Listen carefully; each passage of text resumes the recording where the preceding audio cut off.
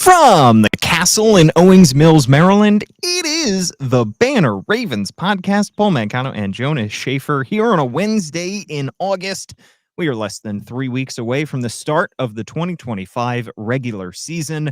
We are a few days away from the Ravens preseason finale against the Washington Commanders. And Jonas, we have a lot to talk about here on today's show. We are going to give our final roster predictions, at least the final ones for the two of us. You'll have another show after the Commanders game where you can get Gianna Hahn's roster prediction as well. But we're going to lay out our 53, the guys that we think are making this team. But first, Jonas, we do have to talk about the breaking news from today's practice, and that is that quarterback Lamar Jackson left practice early. It was about 80 minutes into practice. He was knocked to the ground during a drop back. Unclear who hit him. Of course, quarterbacks are not supposed to be. They're not allowed to be hit during these training camp practices, but he hit the turf, stayed in, threw a couple more passes, and then eventually walked back into the facility, said a few words to Ozzie Newsome, and he was followed by members of the training staff. I did not witness it live. You did. What was your initial reaction when you saw Lamar Jackson leave practice? Just you're weirded out by it because it's the quarterback, and it was just a strange situation because you didn't know exactly, like you said, what had triggered it.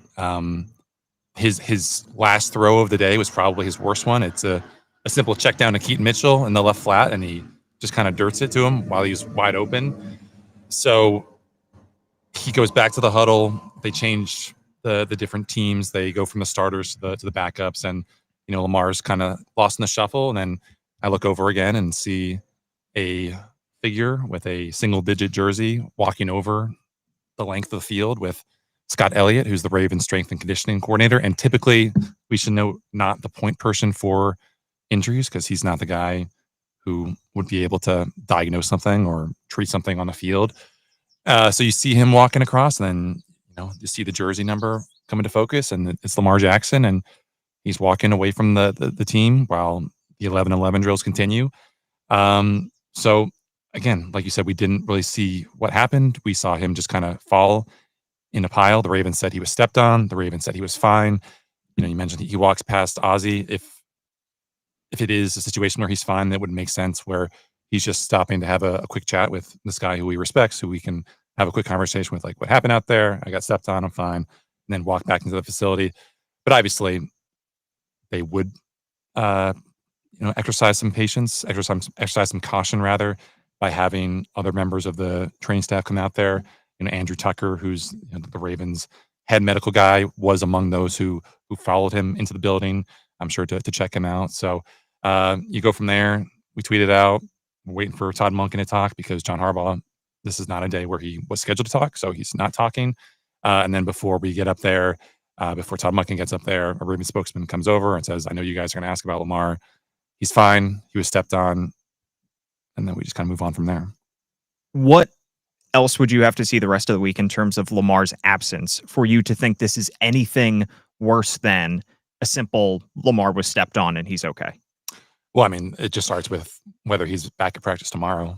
The Ravens were scheduled to practice in the afternoon at about the same time they did today. So you'll know probably at about 1:15 thereabouts if Lamar's out there. I'm sure it'll be covered with a 1,000 tweets, just like his absence and then everything is fine was covered voraciously. You got a fantasy football alert on your phone? I did pretty much immediately. I think the second you tweeted out that Lamar had left practice, I have a fantasy team through Sleeper, and I got a notification that he was downgraded to questionable, which is wild. Yeah.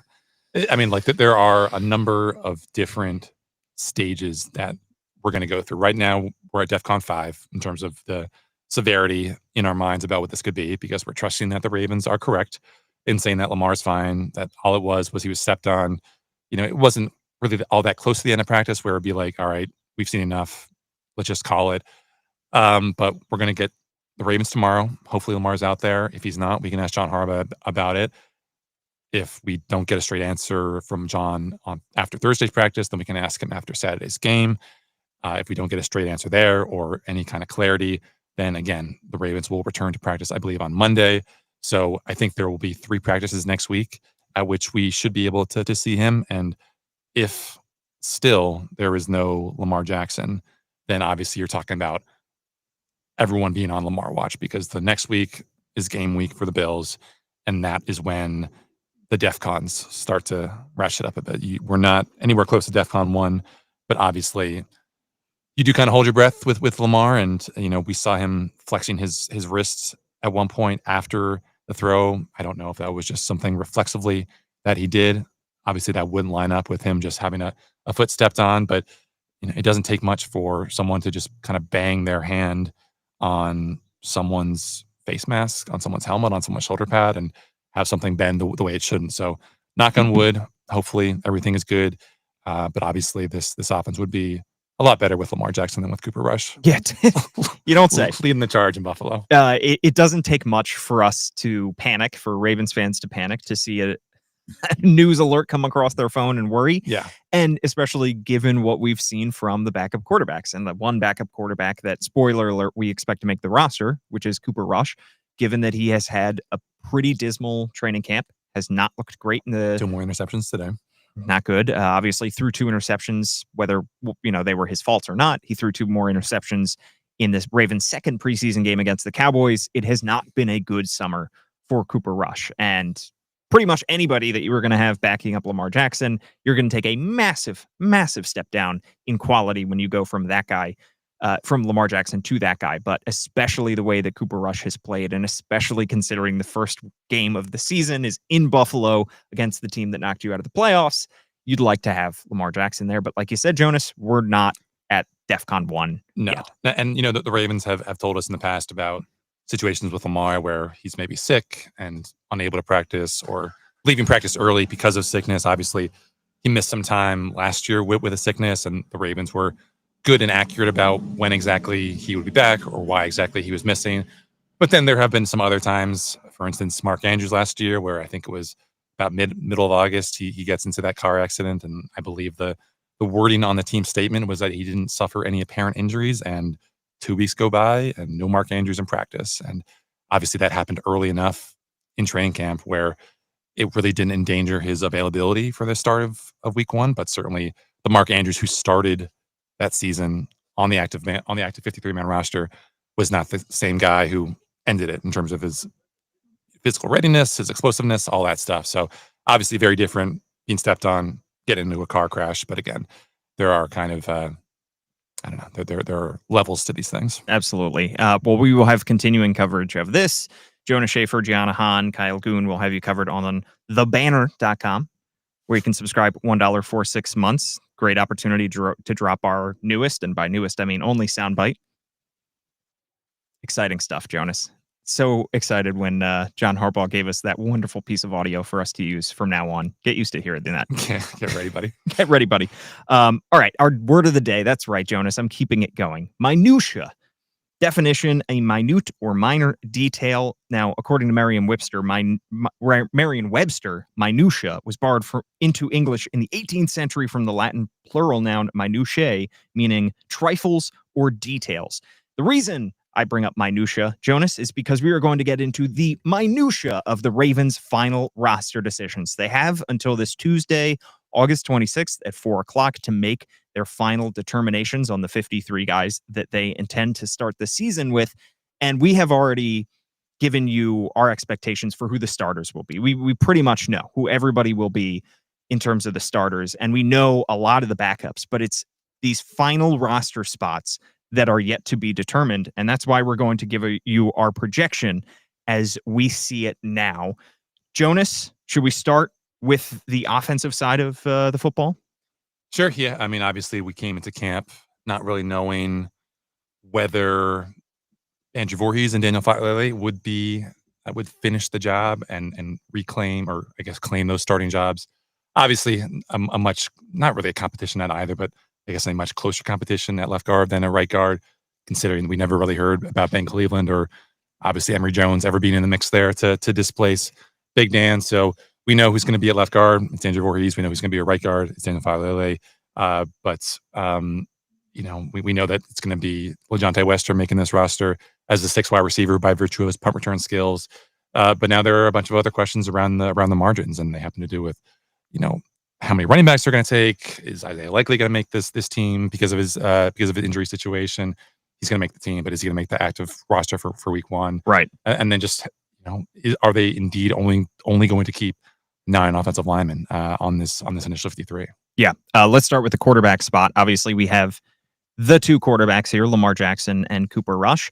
Devin Leary not making the team is our prediction for the second year in a row. Obviously, he was on the practice squad last year, and he's done nothing during training camp and preseason to show that he should unseat Cooper Rush, that second quarterback spot. The intrigue starts immediately at the running back spot because after Saturday's game against the Cowboys, John Harbaugh said their intention now, the way he sees things playing out now, is to carry 4 running backs into the regular season.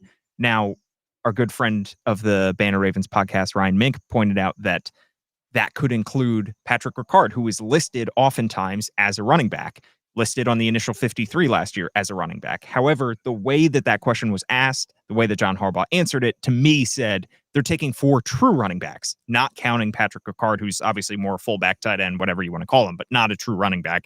I stand by that. So if we're calling Ricard a running back here, I think you'd take 5. I think Rasheen Ali, from every indication that we've gotten from John Harbaugh over the last few days, is likely to make this team. I think the Ravens don't want to lose a guy they took with a 5th round pick a year ago, and they don't want to thin themselves out at kick returner, which is a spot that they clearly like to go with running backs. Yeah, I wonder how much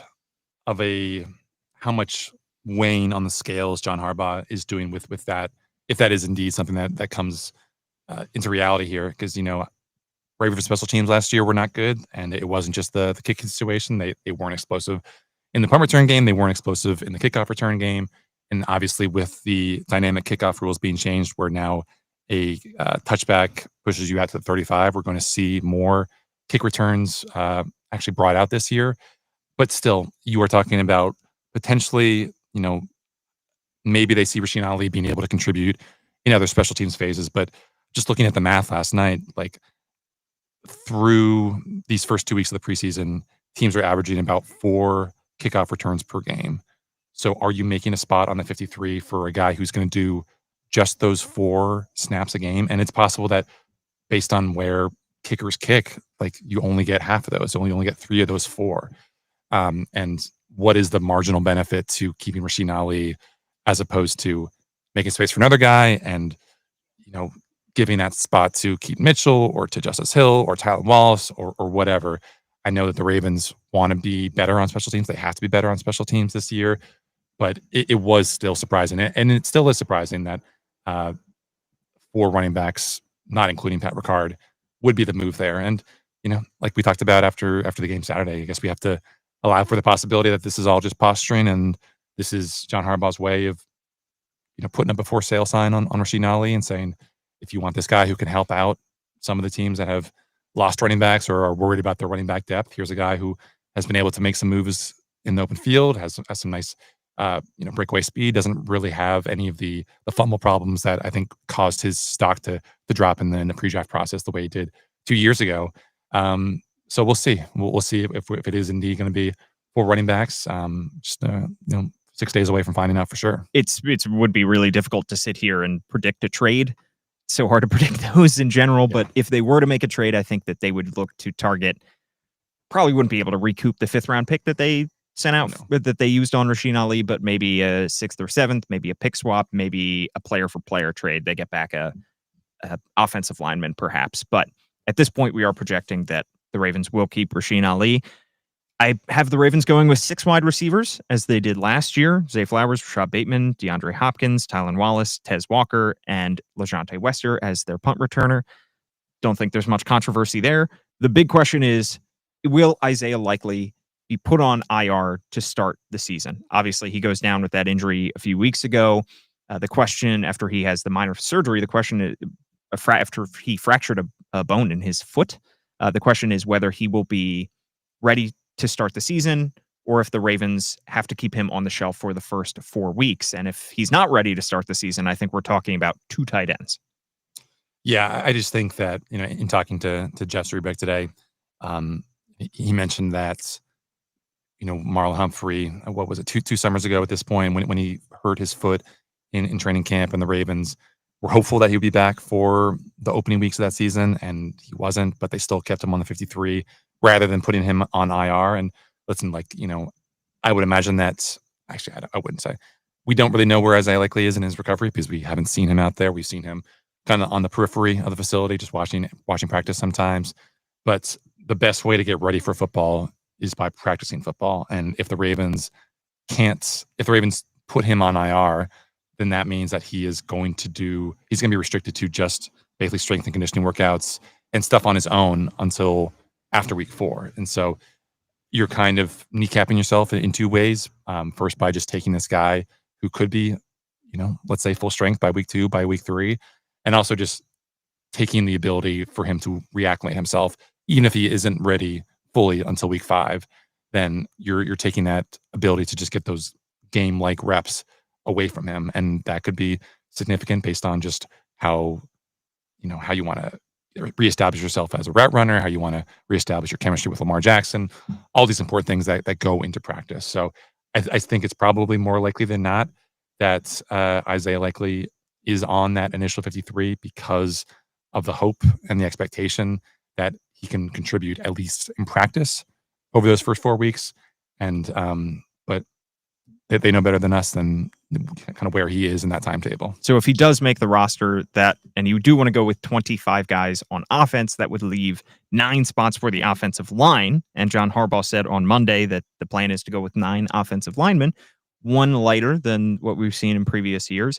Obviously, you have your starting 5 locked in: Tyler Linderbaum, Ronnie Stanley, Daniel Falele, Roger Rosengarten, Andrew Voorhees. Guaranteed backups at this point look like Ben Cleveland, Joseph Noteboom. I think Corey Bullock and Carson Vinson would be guys who are on the right side of the bubble and would finish that 9 on the offensive line. What do you think, Jonas? Yeah, I think that's a pretty safe bet at this point. It doesn't really seem like the staff, based on how they've allocated snaps in practice and in games, are in love with the prospects of Garrett Dellinger being able to contribute this year. And obviously, Emory Jones is currently shelved. He's going on or staying on that NFI list, so he would be your 10th lineman once he comes back. But it is a little bit problematic, just because when the Ravens a couple years ago did have just 9 offensive linemen on that 53, they had a veteran on the practice squad who they could call up, and maybe that's someone that they scoop from around the league during this kind of round of roster cuts that's upcoming. Again, because of what Carson Vinson is and because of how banged up Joe Newcomb can be, I think that would probably be at the top of my priority list, just figuring out a way to fortify that offensive line. I think we've talked about it before, and it's probably been restated millions of times on the Ravens, media landscape right now, but just it's hard to feel great about the reserves up front because of where everyone is and because of certain guys not taking steps forward and certain guys needing more time to develop. How much realistically can you get better over this next week with guys either practicing or signing guys to the practice squad or signing guys to the 53? It's a little bit doubtful. I think you much prefer the depth that you have on the defensive line, where a guy like Brent Urban could conceivably start the season on the practice squad, despite being probably able to contribute to a lot of teams' active game day rosters. But again, this is kind of the hole that the Ravens have dug for themselves. Brent Urban being a vested veteran means that he's not subject to waivers if and when he gets cut, means he can pick his location. And as you've said before on this podcast, Jonas, because Brent Urban signed in Baltimore, because he has all this history in Baltimore, I think he would want to come back. Yep. And there is a possibility that he does get some kind of game day elevation at some point during the season. The 9 offensive linemen that we have does not include Nick Samac, Ravens 7th round pick a year ago, center. I think the Ravens indicated to us how they feel about Corey Bullock and Nick Samac by starting Corey Bullock at center in the last 2 preseason games as well. Yeah, and I think that there's belief that Bullock could play guard, which is an important consideration. Just, Tyler Linderbaum has been very durable, but he's also, gone through some nagging injuries in the past, but that back injury was a pain for him last year. And you expect him typically to be a 17-game kind of guy, but if he's not, then you want someone who can play center. But Corey Bullock, as a guy who played out wide at Maryland, at North Carolina A&T, has that experience at other positions. You would expect him potentially to, pop in there at guard and play there in a pinch. I don't know how good he'd be. Maybe we get some more experience seeing him there this weekend if the Ravens get a little bit creative with their offensive line lineups. But again, it's not going to be as deep an offensive line, I guess, as it was last year when you talked about Roger Rosengarten starting the season on the bench. You had Patrick Carey as the option if you didn't want to have him be a part of that starting five.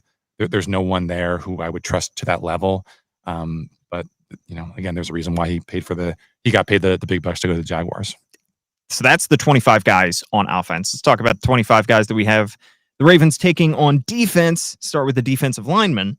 Nnamdi Madubuike, Travis Jones, Broderick Washington, John Jenkins, Aeneas Flub Peoples, who has been a delight to watch for not only the media, but for the coaches as well, are my five offensive linemen. We mentioned Urban, the situation there. Jonas, do you agree with that group of five?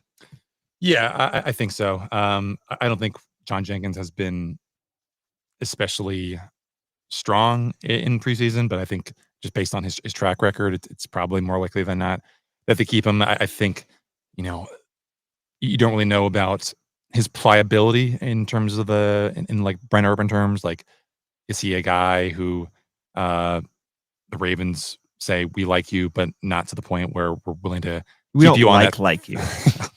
Heard that before, Jonas. Yeah, me too. The Ravens have done things with guys in the past who've been in-house longer than John Jenkins, like Anthony Levine, Brent Urban, where they will cut a guy and so that he's not on that season opening week one roster, because if you're on the week one roster, your salary for the year is guaranteed. And if the Ravens cut a guy like John Jenkins because they're not cutting any of the four guys ahead of him, maybe they would do that to make space for like, a CJ Ravenel or, CJ Okoye.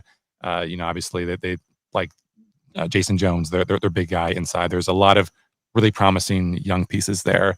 Not all of whom I think you would need to protect to keep in this organization on the practice squad, on the 53, but definitely some guys that you wouldn't want to lose either. So I think you really love the depth there, but I guess it just comes down to how strongly they feel about John Jenkins and what kind of assurances John Jenkins has gotten from the Ravens about what exactly was the expectation when he signed here. Like, what was it, a guarantee that he'd make that team? And if not, what kind of flexibility does that afford them? So at this point, though, you were sticking with John Jenkins? Yeah. Okay. 5 outside linebackers is my prediction. I think at this time a couple weeks ago, before Adisa Isaac suffered his injury, we were talking about 6.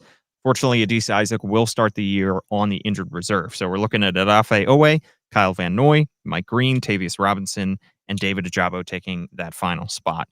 Inside linebackers, we've stuck with this group pretty much from the start of training camp.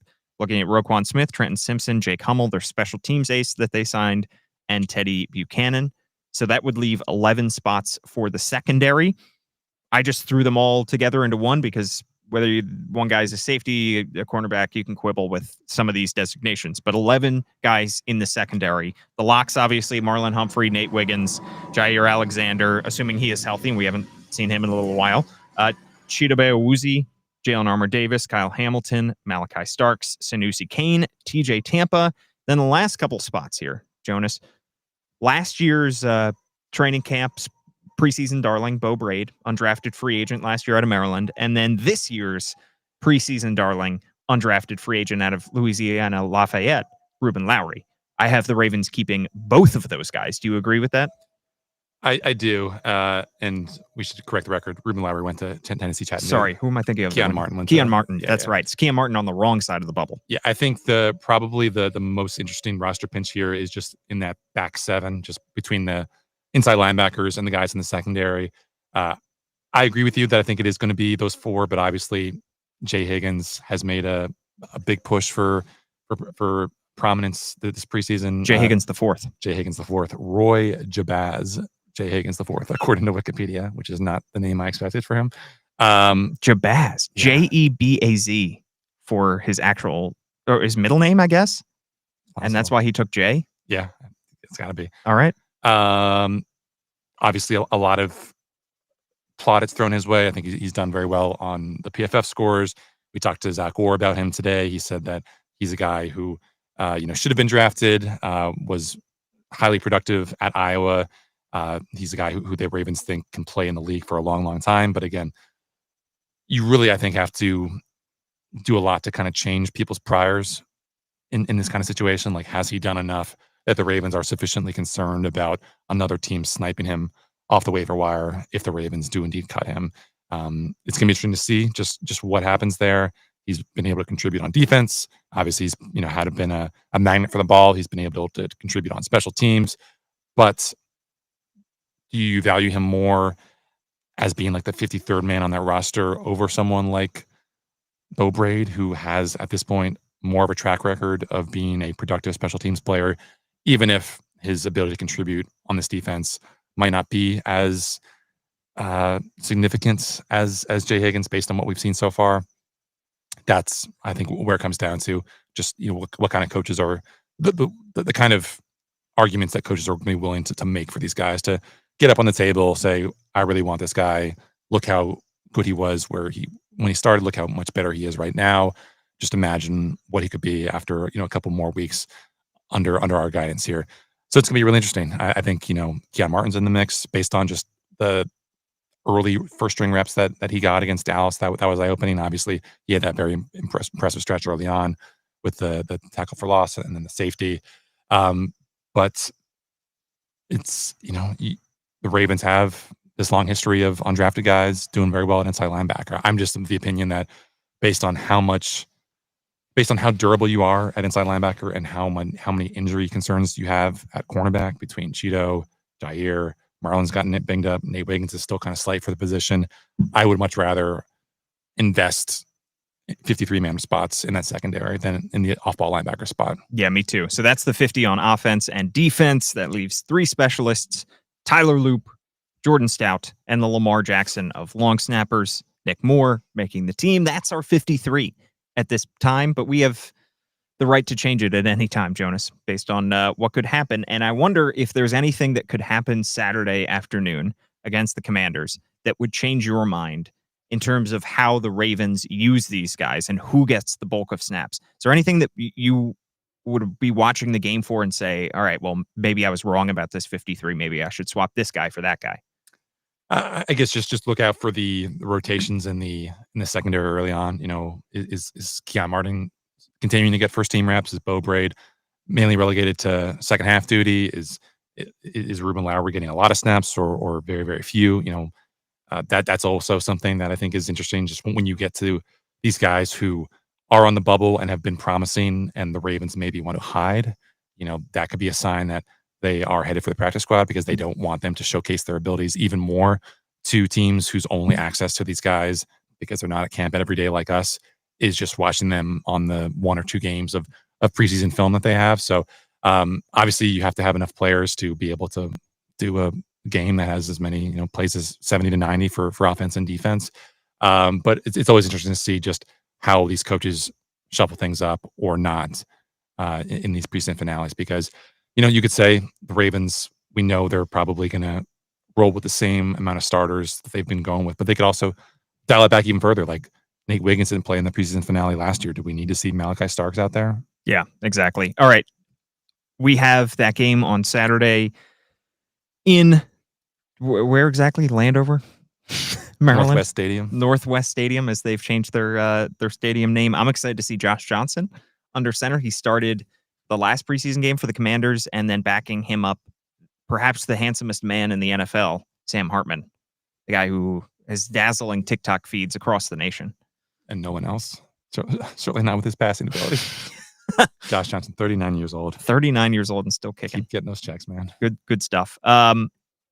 We do have a review. Is there anything else you wanted to talk about, Jonas, before I read out a great 5-star review on Apple Podcasts? Are you going to tell the people about your plans for after I'm going to Saturday's France. pod? I'm going to France. Not even after Saturday's pod. Start at this time tomorrow. I'll be en route to the airport to go to France. Are you going to find a sketchy link to watch the preseason game? I mean, it's a 1:00 game. I think France is like 6 hours ahead.